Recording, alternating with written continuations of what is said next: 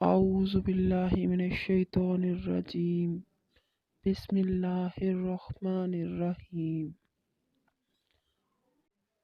اللہم صلی علی محمد النبی الامی وعلی آلہ وسلم تسلیما۔ یہ واقعہ گزشتہ امت مسلمہ یعنی بنی اسرائیل کے ایک نوجوان کا ہے جو کہ بڑا نافرمان تھا، اتنا کہ شہر والوں نے بیزار ہو کر اسے شہر بدر کر دیا۔ چلتے چلتے وہ ایک ویرانے میں جا پہنچا۔ حالات کی تنگی اس پر آ پڑی، کھانا پینا ختم ہوا، پھر بیماری نے آ لیا، یہاں تک کہ مرض الموت میں گرفتار ہوا۔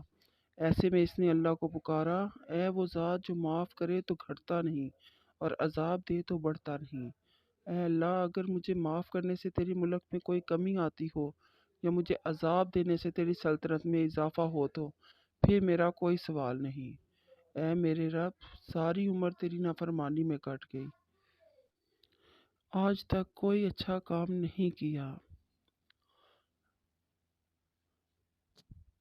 اے میرے رب، میرا آج کوئی سنگی ساتھی نہیں رہا، میرا آج تیرے سوا کوئی سہارا نہیں رہا، سب ناطے رشتے ٹوٹ گئے، آج میرے جسم نے بھی میرا ساتھ چھوڑ دیا۔ تو مجھے اکیلا نہ چھوڑ، تو مجھے معاف فرما دے۔ اے میرے رب، مجھے معاف فرما دے، میں نے تیرے بارے میں سنا ہے کہ تو غفور و رحیم ہے۔ اسی حال میں اس کی جان نکل گئی۔ موسیٰ علیہ السلام پر وحی نازل ہوئی، اے موسیٰ، میرا ایک دوست فلاں جنگل میں مر گیا ہے، اس کے غسل کا انتظام کرو، اس کا جنازہ پڑھو اور لوگوں میں اعلان کرو کہ آج جو اس شخص کا جنازہ پڑھے گا اس کی بخشش کر دی جائے گی۔ چنانچہ موسیٰ علیہ السلام نے اعلان کروا دیا۔ لوگ بھاگے جنگل کی طرف کہ دیکھیں کون اللہ کا دوست مر گیا۔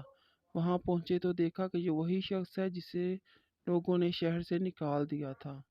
وہ موسیٰ علیہ السلام سے کہنے لگے، اے موسیٰ علیہ السلام، یہ تو بہت گنہگار شخص تھا، آپ کہہ رہے ہیں کہ اللہ کا دوست ہے۔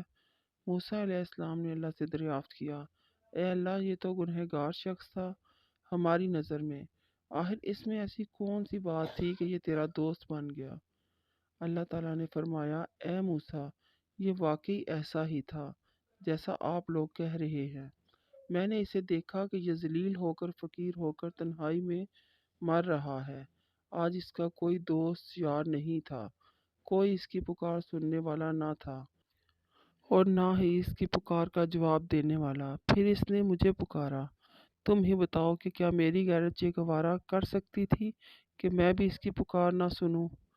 مجھے میری عزت کی قسم، اگر وہ اس وقت پوری انسانیت کی بخشش کی دعا بھی مانگتا تو میں سب کو معاف فرما دیتا۔